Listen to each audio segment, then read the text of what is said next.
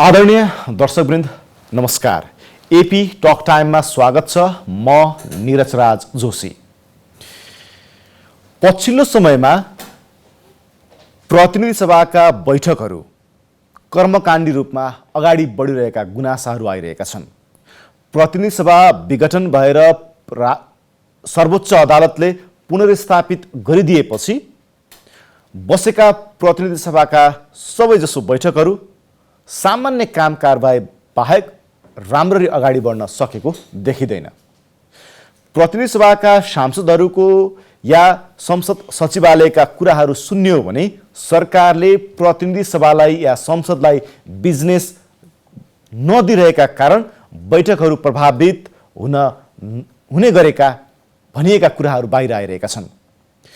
प्रतिनिधि सभा आफैले सरकारलाई कति जागरुक बनाउन सक्छ या प्रतिनिधि सभाले या संसदले सरकारलाई कति जवाफदेही बनाउन सक्छ, त्यो संसदका सांसदहरूको भूमिका हो कि होइन, या संसद सचिवालयले त्यस अनुसारको काम गर्नुपर्छ कि पर्दैन।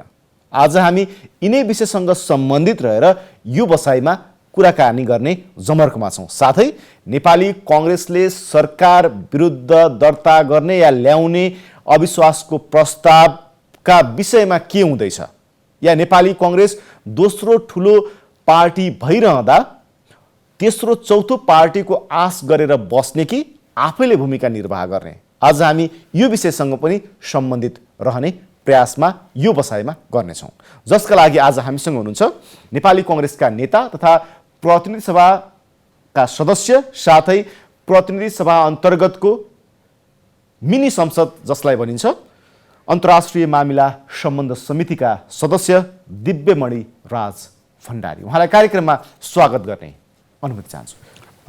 धन्यवाद।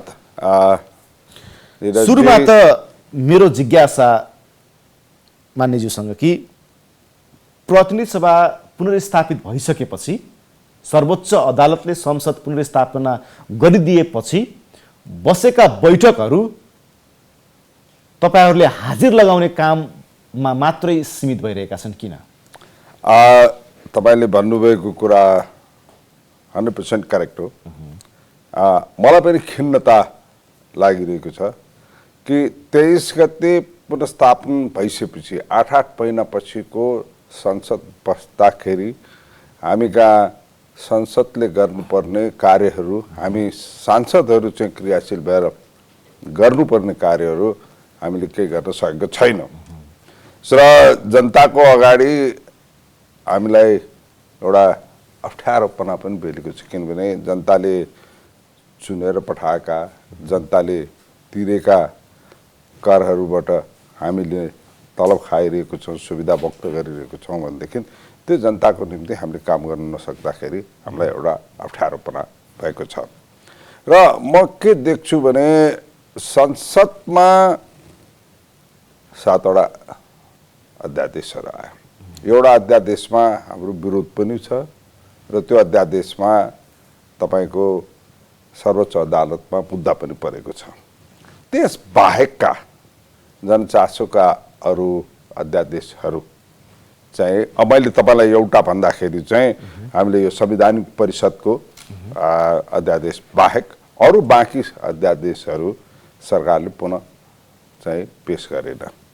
किनभनेदेखि चाहे हामी त्यो एसिडको कुरा गरौँ, चाहे औषधि खरिदका कुराहरू गरौँ, यस्ता कुराहरू सरकार नल्याउने, उल्टा चाहिँ सरकारले गर्नु दिएन भनेर चाहिँ झ्याटिपुकाएर हिँड्ने एउटा चाहिँ नराम्रो अवस्था मैले देखेको छु। त्यो एउटा छ भने अर्को हाम्रो अहिले संसदमा झन्डै 55 वटा विधेयक पेन्डिङ भएर बसिरहेको छ। अर्को मलाई ज्ञान भएसम्म के छ भने 55 मध्ये करिब 36 वटा प्रतिनिधि सभामा पेन्डिङ भएर बसेको छ भने 19 वटा राष्ट्रिय सभामा पेन्डिङ भएर बसेको छ। अब यसमा पनि भेरी इम्पोर्टेन्ट हाम्रो विधेयकहरू जुन हामीले हाउसबाट पास गर्न नसकिन, नागरिक सम्बन्धीको विधेयकहरू छ होइन, तपाईँ सङ्घीय निजामती सम्बन्धीको विधेयकहरू छ र तपाईँको बिमा र यो माफिया सम्बन्धीको इकोनोमिक लाइनको म भएको हुनाले यो सम्बन्धीका विधेयकहरू चाहिँ हाम्रो केही पनि हलचल गर्न नसक्दाखेरि हामी त्यहाँ किन छौँ भने जस्तो पनि मलाई चाहिँ फिल हो हुन्छ।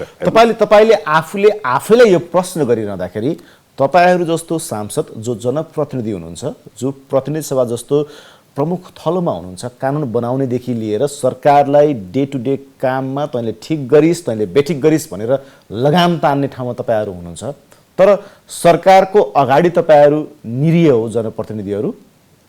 होइन हजुर, तपाईँले कसरी चाहिँ मुभमेन्ट वाच गरिरहनु भएको छ, फागुन 23 गते पछिको बैठकहरूको मुभमेन्ट कसरी वाच गरिरहनु भएको छ भने तपाईँले नेपाली कङ्ग्रेसलाई यसरी भन्नुहुन्न थियो होला।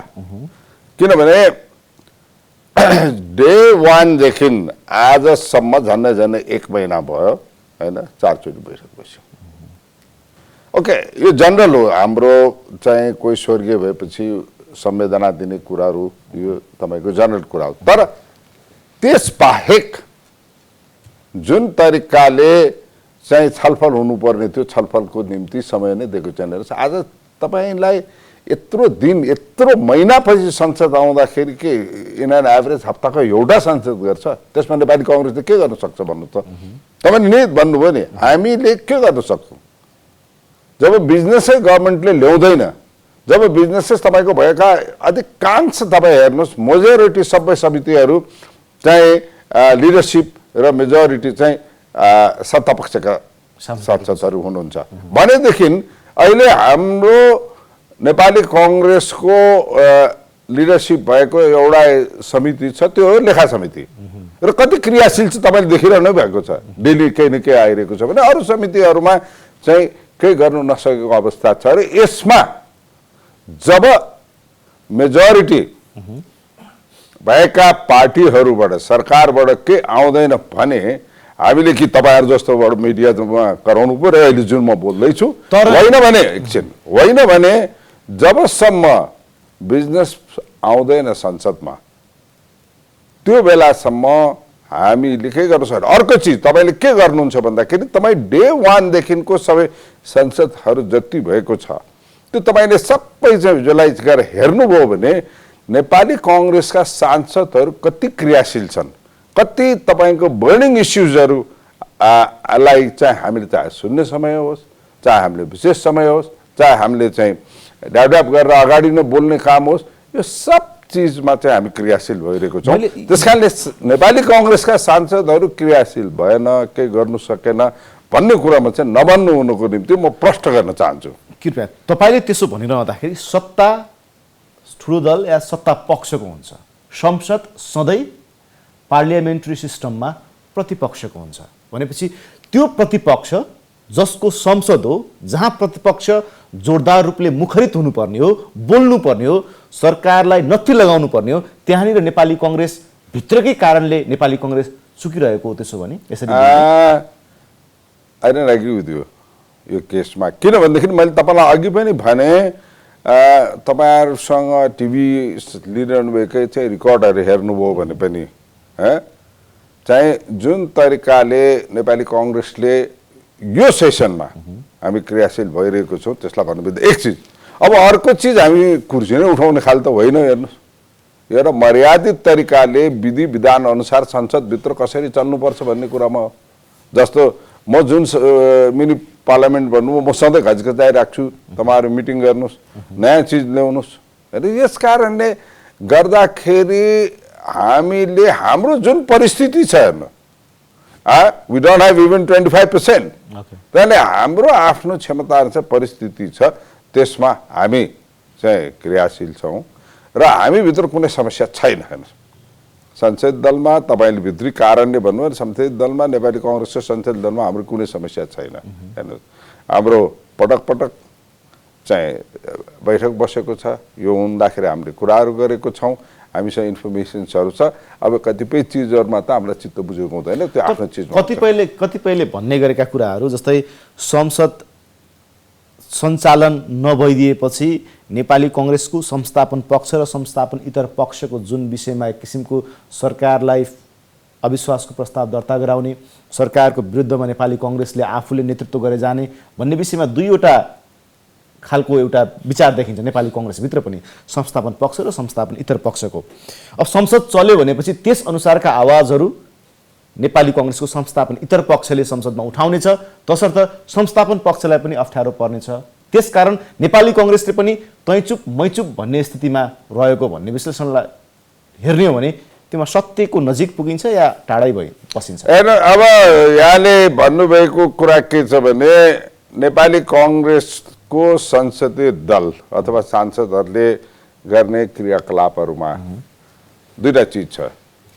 एउटा नेपाली कङ्ग्रेसको केन्द्रीय समितिको बैठक बसेर केन्द्रीय समितिले निर्देशन दिनु पर्यो कि अर्को चाहिँ नेपाली कङ्ग्रेसको संसदीय दलमा छलफल गरेर संसदीय दलको निर्णय अनुसार कार्यान्वयन गर्नु पर्यो। हेर्नु, अब अहिलेको कन्टेक्स्टमा तपाईँले जुन भन्नुभएको छ संस्थापन पक्ष वा इतर पक्षको इन्डिभिजुअल भ्यूहरू भिन्दै कुरा हो। हेर्नुहोस्, सबैको आफ्नो आफ्नो इन्डिभिजुअल भ्यूहरू जुन मिडियामा आइरहेको छ आफ्नो कुराहरू छ, तर यथार्थमा जाँदाखेरि संसदीय दलभित्र यो समस्याहरू देखेको छैन। जब मिटिङ बस्छ, अब मिटिङ बसिसकेपछि आफ्ना कुराहरू हामीले राख्छौँ होइन, र कसरी चाहिँ त्यहाँ चाहिँ निर्णय हुन्छ, एउटा चाहिँ पार्टीको निम्ति मुख्य जनताको निम्ति चाहिँ हितमा हुने कुरामा चाहिँ कसरी गर्नु सक्छ हामी त्यहाँ छलफल गरेर चाहिँ गर्नेछौँ। तर अहिलेको परिस्थितिमा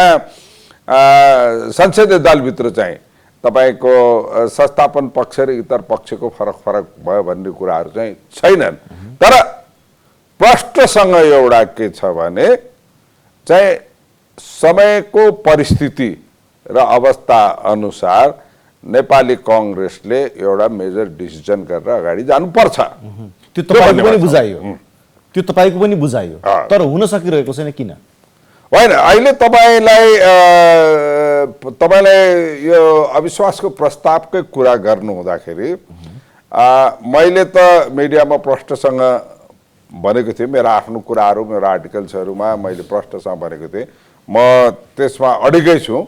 र एउटा भेरी इम्पोर्टेन्ट कुरा के छ भने नेपाली कङ्ग्रेसले अविश्वासको प्रस्ताव आफै मात्रै राख्न हामीसँग नम्बर पुग्दैन। हेर्नुहोस्, वी आर ओन्ली 61 मेम्बर्स, कहिले 25% पुग्दैन। हेर्नुहोस्, अब तपाईँको अरूसँग मिलेर गर्नु खोज्दा तपाईँलाई मुख्य कुरा नेकपा माओवादीको कुराहरू हो। उहाँहरूको हिजोसम्म चाहिँ एउटा पुनरावेशनको मुद्दाको कुरा थियो, त्यो पनि सक्यो र उहाँहरूले जबसम्म आफ्नो के एक्सन लिने हो त्यो डिसिजन गर्नु हुँदैन तबसम्म हामीले के गर्न सक्छौँ। अब म तपाईँलाई भन्छु, त्यस्तै गरी जसपाको कुरा गर्नुभयो, जसपाको कुरा गर्दाखेरि उहाँहरू चाहिँ प्रष्ट रूपमा विरोध जाने कुरा देखिँदैन। प्रष्टसँग पटक पटक उहाँहरू प्रधानमन्त्रीज्यूसँग र पार्टी अहिले उहाँहरूको जुन सत्तामा भएको पार्टीहरूसँग उहाँहरूले अनेक किसिमका नेगोसिएसन डिस्कसनहरू गरिरहनु भएको छ र प्रष्ट रूपले उहाँहरू प्रतिपक्षमा छु भन्ने कुरा चाहिँ अहिलेको अवस्थामा नेगोसिएसन जुन उहाँहरूको डिस्कसन चलिरहेको छ त्यो छैन भनेको चाहिँ नेपाली कङ्ग्रेस एक्लैले के गर्न सक्छ? हेर्नुहोस्, यो मैले बुझेँ, तपाईँहरूको साह्रो गाह्रो बुझेँ, तर संसदमा तपाईँहरू दोस्रो ठुलो दल हुनुहुन्छ आजको अवस्थामा होइन। तपाईँहरूको हुन त 63 जना सांसद हो, अहिले 61 जना सांसद हुनुहुन्छ, तर नेपाली कङ्ग्रेसले आफूले इनिसिएसन लिएर अगाडि बढ्न त सक्थ्यो नि। तपाईँलाई नेपाली जसपाका नेताहरू बुढा नीलकण्ठ पुग्नुहुन्छ, नेकपा माओवादी केन्द्रका अध्यक्ष लगायतका शीर्ष नेताहरू बुढा नीलकण्ठ पुग्नुहुन्छ तपाईँको पार्टीको सभापति कहाँ। तर तपाईँका पार्टीका सभापतिले अब यसरी अगाडि बढौँ भनेर अरूसँग त्यस किसिमको छलफल गरेको, अघि तपाईँले भने डिस्कसन गरेको कुराहरू त सुनिँदैन त। किन नेपाली कङ्ग्रेसको इनिसिएसन कहाँ? यसमा भन्छु, डिस्कसन सबैसँग हुन्छ, राजनीतिमा राजनीतिमा छलफल। तपाईँलाई अहिले म तपाईँलाई आउँदैछु, म इफेक्टिभको कुरामा, राजनीतिमा छलफल सबैसँग हुन्छ। हामी पनि संसदमा बस्दाखेरि सत्तापक्षका सांसदहरूसँग पनि आफ्नो आफ्नो विचारहरूका कुराहरू राखेर हामी छलफल गर्छौँ। तर तपाईँले मोर इफेक्टिभ हुनको निम्ति अहिलेको संविधानको प्रावधान अनुसार एकचोटि अविश्वासको प्रस्ताव फेल खाएपछि 1 वर्षसम्म केही गर्न सक्दैन। हेर्नुहोस्, अर्को दर्ता गर्न पाइँदैन, होइन, गर्न सकिँदैन। त्यो 1 वर्षपछि चुनावको कुरा आइहाल्छ। हेर्नु भनिसकेपछि अहिले इम्याच्योर तरिकाबाट, बाहिरको हल्लाकै कारणमा इम्याच्योर तरिकाबाट परिपक्व हुने तरिकाले चाहिँ संविधान तपाईँको के अरे संविधानको प्रावधान अनुसार र नियमहरूको प्रावधान अनुसार परिपक्व हुन नसक्ने कारणसम्म नेपाली कांग्रेसले अविश्वास प्रस्ताव दर्ता गर्दैन। किनभने अहिले हामीले प्रश्नसँग भनिरहेका छौँ माओवादी, नेकपा माओवादी र जसपा प्रष्ट हुनु पर्यो, बुझ्नुभएन? प्रष्ट हुनु पर्यो। ल अब हामी चाहिँ अविश्वास तपाईँको विश्वासको मत नेकपाले फिर्ता लिनु पर्यो। अब हामी जसपाले पनि प्रष्ट हुनु पर्यो, हामी प्रतिपक्षहरूसँग मिलेर नै जान्छौँ, अब हामी नेगोसिएसन गर्दैनौँ। त्यसैले त्यो भइसकेपछि मात्रै हुन्छ। हेर्नुहोस्, यदि नेपाली कांग्रेसको मात्र प्रतिपक्षको हिसाबले चाहिँ अगाडि बढ्न सक्ने भएको भए हामीले उहिले गरिसक्थ्यौँ। त्यहाँले यो जुन अवस्था छ, जुन परिस्थिति छ, यो सबलाई सोचेर हामीले नेपाली कांग्रेसले चाहिँ एउटा म्याच्योर्ड तरिकाबाट चाहिँ गर्नुपर्छ भन्नेमा हाम्रो धारणा छ। हेर्नुहोस्, त्यसमा हाम्रा नेताहरू लाग्नुभएको छ। हाम्रो नेताहरू सबैले भन्नुभएको छ जुन तरिकाबाट भए पनि चाहिँ एउटा सक्सेस हुन सक्ने, हामीले जुन मुभ गर्छौँ त्यो मुभमा चाहिँ हामीले सफलता पाउन सक्ने हिसाबले जानुपर्छ भन्ने मात्र छ। अहिलेको सन्दर्भमा नेपाली कांग्रेस, अहिलेको सन्दर्भमा नेपाली कांग्रेस सत्ता राजनीतिको खेलमा विगतको भन्दा कमजोर हो?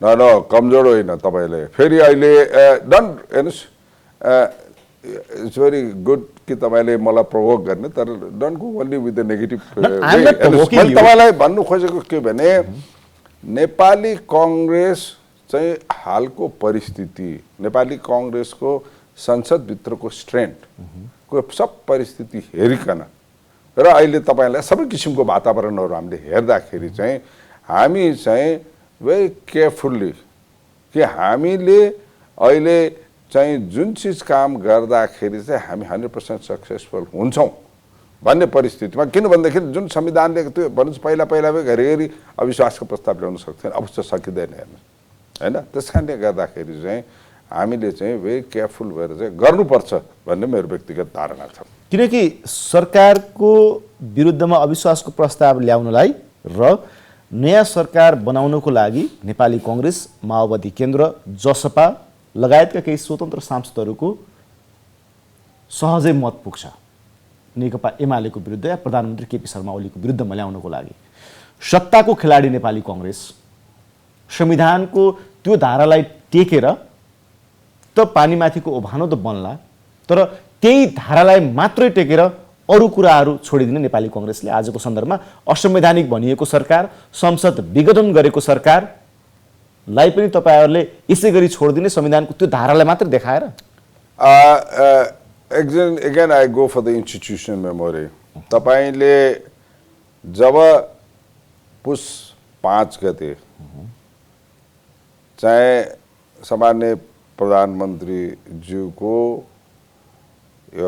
मन्त्री परिषदले चाहे संसद विघटन गर्ने र सामान्य राष्ट्रपतिज्यूले त्यसलाई चाहिँ कार्यान्वयन गर्ने गरिसकेपछिको नेपाली कांग्रेसको मुभमेन्ट, नेपाली कांग्रेसले गरेका कुराहरू हैन, विदिन द फ्रेमवर्क, विधान संविधान सबको हिसाबले गरेको फ्रेमवर्क तपाईहरुले हेर्नुहोस्। 2 महिनासम्म कति कार्य गरे, जनचेतनादेखि लिएर जनताको आवाजको कुरादेखि लिएर हामीले आफ्नो कुराहरू राख्यौं हैन। त्यो पछि पटक पटक हामीले चाहिँ नैतिकताको आधारमा प्रधानमन्त्रीलाई राजीनामा गर्नुस् भनेर। त्यो पछिको जब यो भर्डिक्ट आयो सुप्रिम कोर्टले, जब चाहिँ भर्डिक्ट आयो यो असंवैधानिक भनिसकेपछि हाम्रा शीर्षक नेताहरू, पार्टी सभापति मान्य शेरबहादुर देउपाजी, हाम्रो वरिष्ठ नेता रामचन्द्र पौडेल सब लगायतले चाहिँ यो चाहिँ असंवैधानिक काम हो, यो चाहिँ अब सुप्रिम कोर्टले यो निर्णय भइसकेपछि नैतिकताको आधारमा राजीनामा दिनुस् भनेर पनि भन्यो। अरू भएको पनि सब गर्थ्यो होला हेर्नुहोस्, यो नेपाली कङ्ग्रेसको अवस्था भएको पनि नेपाली कङ्ग्रेसले गर्थ्यो होला हेर्नु, तर उहाँले त्यो गर्नु भएन, एउटा निकासी दिउँ भनेर। त्यो पछि उहाँहरू फेरि अर्को सुप्रिम कोर्टको यो नेकपाको विवादको कुरामा आउनुभयो। अब तपाईँको 76-1बाट 76-2मा फर्किँदाखेरि पनि एउटा नैतिकताको आधारमा राजीनामा गरेर पुनः चाहिँ के अरे भोट अफ कन्फिडेन्स लिनु सक्ने अथवा नयाँ तरिकाबाट चाहिँ प्रधानमन्त्री हुन सक्ने हिसाबले गर्नुपर्ने थियो, त्यो पनि उहाँहरूले गर्नु भएन होइन। भनिसकेपछि एउटा चाहिँ आफ्नो सत्तामा बसिराख्नको निम्ति चाहिँ जुन चिज उहाँहरूले गरिरहनु भएको छ त्यसलाई हटाउन सक्ने भनेको आजको परिस्थितिमा एउटा हट्नु सक्ने भनेको एउटा मोरालिटीको कुरा हेर्नुहोस्, नैतिकताको। अर्को कुरा चाहिँ नम्बर्सको कुरा हेर्नुहोस्। नम्बर्सको कुरामा जबसम्म चाहिँ जसपा र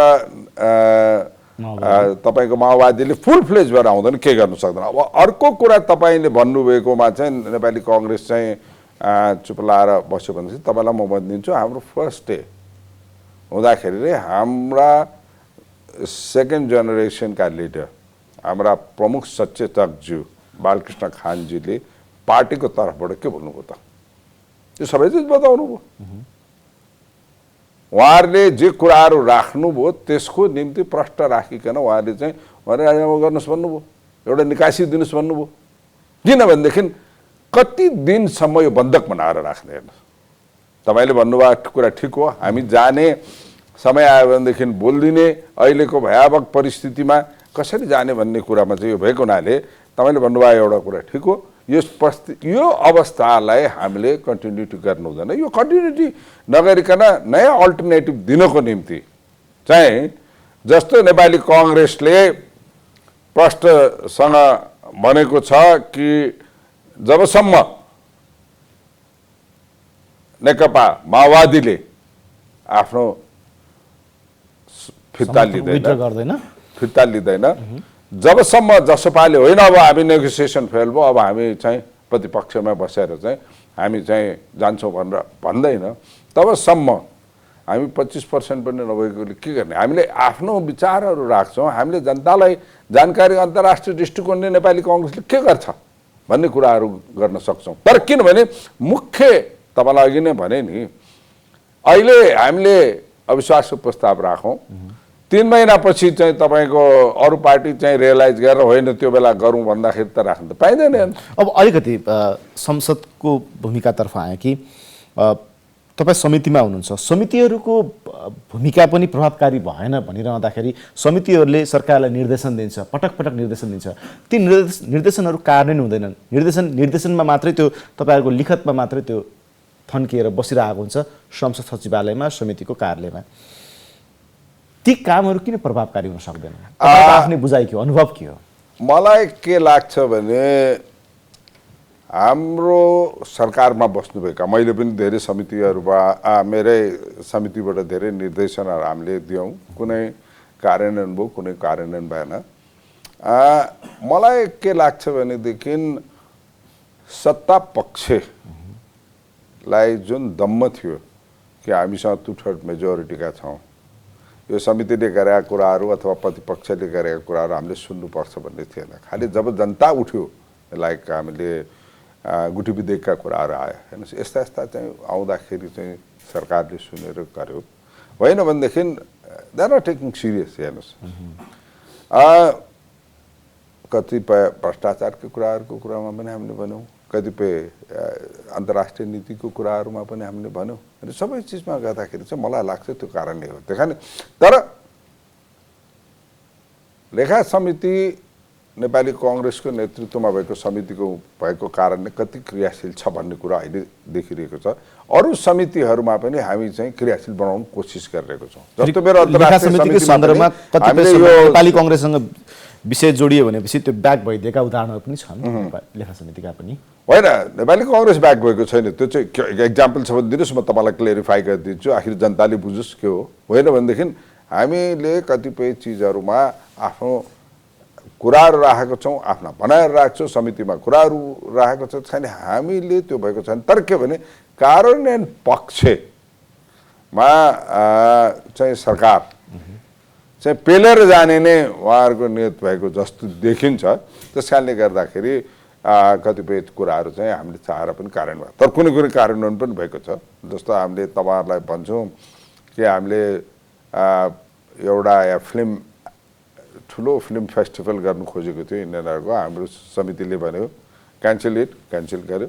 हाम्रो यो नेपालको नक्सा बनाउने कुरामा चाहिँ अन्तर्राष्ट्रिय समिति र तपाईँको राज्य व्यवस्था समिति दुईटैले चाहिँ सरकारलाई निर्देशन दियो। त्यो अनुसार नक्सा पनि बन्यो। हुन्छ सरकारले गर्यो भने छैन। वाइट बडीको विषयमा तपाईँहरू ब्याक हुनुभयो लेखा समिति? न हामीले वाइट बडी या न्यारो बडी चाहे हार्ट होटलको केस होस् हाम्रो समितिले परिपक्वसँग हेरेर पढेर बुझेर सब चिज बुझेर हाम्रा रिपोर्ट र कार्यान्वयन गर्नको निम्ति हामीले सरकारमा बुझायौँ। धेरै पढ्नुभयो, धेरै बुझ्नुभयो, त्यसपछि तपाईँहरू ब्याक हुनुभयो भन्ने पनि छ नि? न, हामीले प्रष्ट रूपसँग लेखा समितिले आफ्नो तरिकाले गर्नुभयो। हामीले चाहिँ वाइट बडी र न्यारो बडी मात्र नराखिकन हामीले चाहिँ तपाईँको टोटल्ली चाहिँ यो नेपाल वायुसेना निगमको चाहिँ कसरी चाहिँ उत्थान गर्न सक्ने के गरिराखेर राम्रो हुन्छ भन्ने समेत सुझावसहित हामीले पेश गर्यौँ। होइन तर अध्ययन एउटा बाटो तर के भनेदेखि त्यो जुन चिज हामीले वाइट बडी र न्यारो बडीको केसमा हामीले भन्यौँ त्यो चिजमा फ्रेन्च गभर्मेन्टले पनि सर्टन अन्डरस्ट्यान्डिङ गरेर उनीहरूको पनि आफ्नो विज्ञप्ति आएको हामीले देख्यौँ हेर्नु। तर पनि अब सरकारले केही गरेको छैन। त्यस कारण हामी ब्याक भएको छैन। It took time. हामीले टाइम लगायौँ र हामीले आफ्ना रिपोर्टहरू पेश गर्यौँ। तर सरकारले केही पनि गरेको छैन। पटक पटक हामीले संसदमा पनि यो बारे बोलिरहेको छौँ। मन्त्रीहरू जब चाहिँ समितिमा आउनुहुन्छ तपाईँहरू किन कार्यान्वयन गर्नु बोलिरहेको छौँ। हेर्नुहोस् भनिरहेको छौँ। हामीले निर्देशन पटक पटक सेकेन्ड टाइम दिइरहेको छौँ। तर के भने भइसकेको छ। सरकारलाई चेक एन्ड ब्यालेन्स गर्ने भनेर छाया सरकार बनाएको नेपाली कङ्ग्रेस आफै छायामा पर्यो यस मानेमा? हेर्नु अब छाया सरकारको नेतृत्व आफ्नो तरिकाले छ। अब यो इभन आम नट ह्याप्पी छाया सरकारको केसमा र मैले चाहिँ छाया सरकारको नेतृत्व गर्नुभएहरूले चाहिँ एक्टिभ हुनु पर्यो।